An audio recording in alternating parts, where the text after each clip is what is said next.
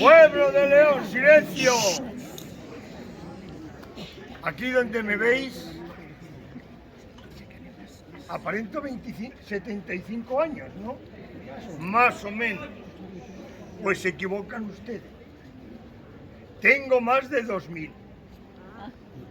Habrán deducido que debo de ser inmortal. Ya les contaré a lo largo del recorrido cuál es mi historia. Pero para contarles los acontecimientos que yo viví en esta ciudad, en esta población a lo largo de los siglos, he llamado a unos amigos que yo conocí y que en su momento fueron protagonistas de algunos actos. Entre ellos, bueno, están aquí todos ellos camuflados por aquí. Algunos les ven ustedes bien y otros no tanto. Empecemos por esta plaza y luego continuaremos en la Plaza Mayor. Esta plaza que ustedes hoy ven no era plaza en el siglo XV. En el siglo XV y anteriormente, delante de esta catedral, había casas. ¿Y por qué se tiraron? Las tiró el obispo por especulación. Especulación. Especulación. ¿Qué palabra es esa? Nunca he oído la palabra especulación. Han de saber vuestras mercedes que esta plaza que donde están ustedes ahora mismo no era una plaza. En absoluto. Esta plaza era mía. Y aquí, ahí, en el centro justo, había unas casas. Las casas de los canónigos. ¿Qué pasó con las casas de los canónigos? Yo, el obispo de León, las mandé derribar. Las mandé derribar porque necesitábamos un espacio para la ciudad. Y ese espacio yo decidí quitárselas a los canónigos y a que no saben vuesas mercedes a dónde llevamos las casas de los canónigos. Allá enfrente tienen ustedes las casas de los canónigos. Era necesario dejar espacio para esta ciudad. Sí, el obispo y muchos de sus amigotes mandó tirar nuestras casas. Las casas eran estupendas. Teníamos enfrente para nuestro disfrute esta bella catedral.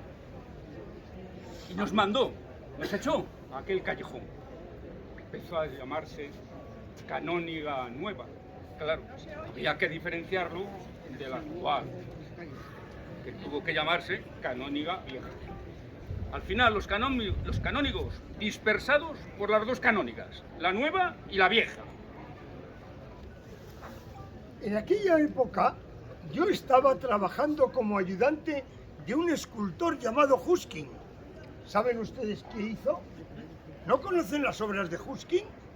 Pues hombre, Husking hizo una asunción para el retablo mayor de la catedral, que hoy van a ver ustedes al convento de los franciscanos. Allí, en aquel retablo barroco, consérvase una imagen de la Virgen en Asunción, en el centro del retablo, obra mía y de Husking. Yo hice allí algunas cosillas. Bueno, a lo largo del tiempo siempre anduve rodeado de cosas de este tipo. Pero Husking también hizo una fuente para aquí. ¿Y qué ha pasado con la fuente? Y con la escultura. Ha desaparecido. En esta ciudad desaparecen muchas cosas. Pero el obispo hizo esto para quedarse con la pasta de los juegos, las corridas de toros y todo, que era lo que se hacía aquí. ¿Cómo las corridas de toros? ¿Cómo las corridas de toros? La ciudad necesitaba dineros. La ciudad necesitaba caudales. ¿Cómo el obispo no se va a dedicar a mejorar la ciudad de León? El obispo decidió que este espacio que ustedes ven aquí hoy fuese destinado a corridas de toros para recaudar caudales para la ciudad. Eso, señor mío, eso no es especulación, como mencionó usted al principio. Nosotros recaudábamos ese dinero de los mercaderes, de las plazas. Eso contribuyó a hacer un León mejor. Que lo sepan vuestras mercedes, no el concejo, no los canónigos. Y mientras tanto, nosotros teníamos que pelearnos con los prestamistas judíos. ¿Para qué? Para conseguir unos dineros, unos préstamos para hacer nuestras nuevas casas. En la canóniga nueva, claro. Bueno, Nunca vimos que pasara por delante de nosotros los dineros que ingresaba el obispado. El alquiler de esta plaza. Eso era bueno para la ciudad. ya, Siempre fue bueno para la ciudad. como verán ustedes, estos dos nunca se han llevado bien. El cabildo de la catedral y el obispo siempre han estado enfrentados. Yo lo he visto a lo largo de los siglos muchas veces. Pero miren ustedes, esto aquí, esta plaza la hizo el obispo para ganar su dinero para él mismo y para sus juergas y sus fiestas. Esta plaza ha quedado así y es la única que hoy, porque ahora el ayuntamiento teníamos tres plazas, esta, la Plaza Mayor y la Plaza de San Marcelo, pero ahora el ayuntamiento nos está dedicando las plazas de San Marcelo y de la Plaza Mayor a la hostelería. Cualquier día el obispo va a tener que decir: esta plaza que es mía, la cobro, y cobro, y cobro. Así ha de ser. Pasamos a la Plaza Mayor y allí les esperamos. Les he convocado a ustedes en esta Plaza Mayor barroca del siglo XVII. Pero esto no era una plaza. No era una plaza. Aquí había casas. Yo vi las casas. Aquí era donde se hacía una pequeña placita ahí de San Martín, dedicada a San Martín. No la confundan con esa plaza que no era de San Martín ni nada de nada. Aquí la plaza de San Martín estaba aquí en el medio. Pero en el año 1654 el ayuntamiento, bueno, se dice que fue un accidente. Por un accidente se quemaron un montón de casas, todas de esta zona que estaban aquí, y ahí iban perdonen, esta plaza tenía mucha inclinación, ¿eh? No crean ustedes, la inclinación que tiene esa calle era la inclinación que tenía esta plaza. Y iba contra una calle que iba ahí y otra por ahí, por debajo, por donde van los soportales. Pero el ayuntamiento decidió que una vez quemadas las casas, comprar el sitio para tener un lugar en el que hacer sus fiestas y no tener que pagar al obispo. Claro, entonces había aquí, ahí estaba un edificio extraordinariamente bonito del siglo XVI, hecho por Juan del Rivero Rada, del que luego hablaremos y luego hablará él. Eran las panaderías. Y aquí se vendía el pan cocido y en la Plaza del Grano el pan sin cocer, es decir, el grano. Pero... Si es que has hablado, Sí, pero no cuentas el por qué hicieron la plaza. Aquí vivíamos mi marido y yo con un mesón que venían los mercaderes cuando el mercado. Y el día 14 de febrero de 1654 se quemó todo.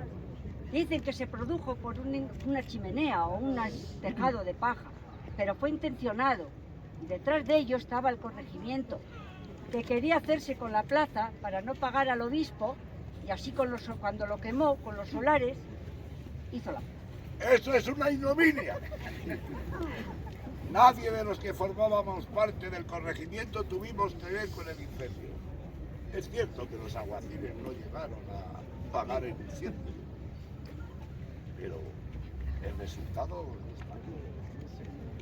Pues está la plaza. ¿Y qué plaza?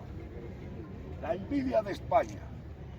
Y este balcón, desde el que presidí las fiestas y las corridas de toros. Y eso fue así. El corregimiento, de paso, no tuvo que pagar al obispo, aunque nos lo reclamaba. Y claro que no le dimos ni una perra.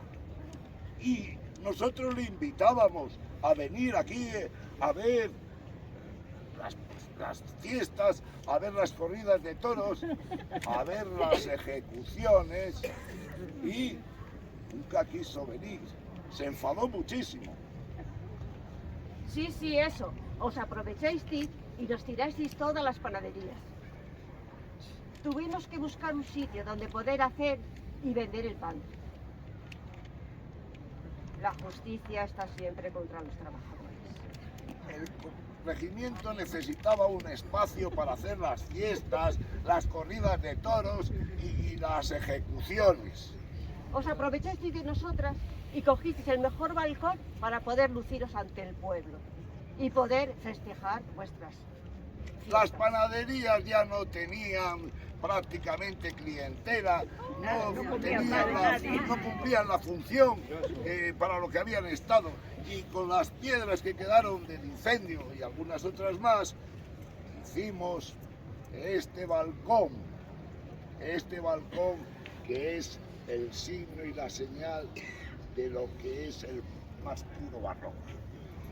Este balcón que ven ustedes, balcón de la ciudad o balcón del o mirador del pueblo, era para que fíjense ustedes, tenían el ayuntamiento una norma. Se situaba el alcalde con el secretario y el obispo en el balcón principal. A su derecha, es decir, a la izquierda, según vemos, se situaban los miembros del ayuntamiento, del corregimiento, y a la derecha iban los invitados. Pero debajo, en la planta baja, iban las señoras de los miembros del ayuntamiento y aquí las señoras de los invitados. Y en ese balcón se situaban 3 criadas que luego daban un agape. Daban un agape, sucediera lo que sucediera. Yo en aquel momento tenía un oficio poco recomendable. Yo era el verdugo. Pero era el verdugo porque tuve que dedicarme a eso, porque me perseguía la Inquisición por haber vendido unas Biblias en castellano impresas en Holanda, protestantes, y yo tenía que huir, y la única manera que pude fue dedicarme al vil oficio de verdugo. Pero fíjense ustedes, yo ajusticié a un albañil, y unos amigos suyos grabaron en una columna allí una catedral, un dibujo de una catedral que hoy se ha perdido, y debajo había otro de un barco, un marinero al que también tuve que colgar, y la lamento muchísimo. Pero, oiga, había que vivir y había que huir de la Inquisición, aunque yo seguía siendo inmortal, pero por si acaso me quemaban. Vamos a ir a Matasiete, donde hay una historia muy interesante.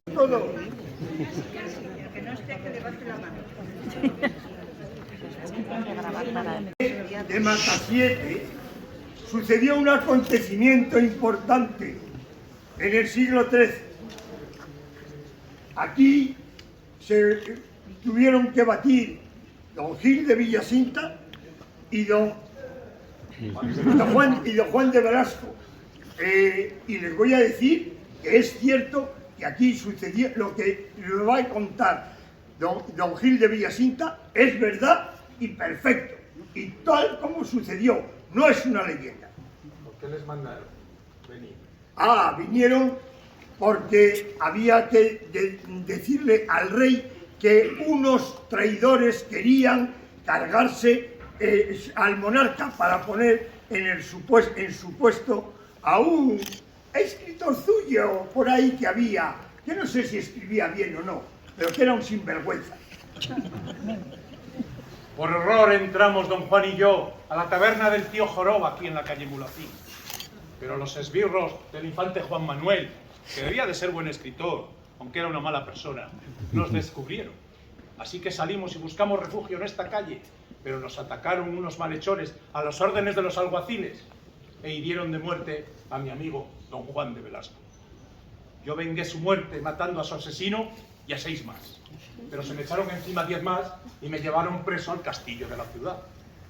Yo, don Gil de Villasinta, fui condenado a muerte y el día de mi decapitación en la plaza de Santa María del Camino, quiso Dios que la flecha que lanzara mi amigo don Gutiérrez alcanzara y diera muerte al verdugo. Muerto el verdugo era la señal. El pueblo se lanzó contra los alguaciles y contra los malhechores y tuvieron que abandonar la ciudad para salvar sus vidas.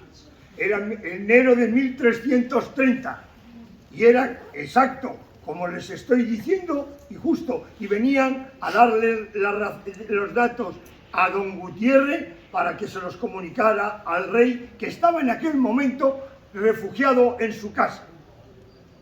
Con todo esto, ¿qué piensen ustedes? Que no era leyenda, era verdad. Y vamos a la Plaza San Martín y les voy a decir otras cositas de esa plaza que son maravillosas.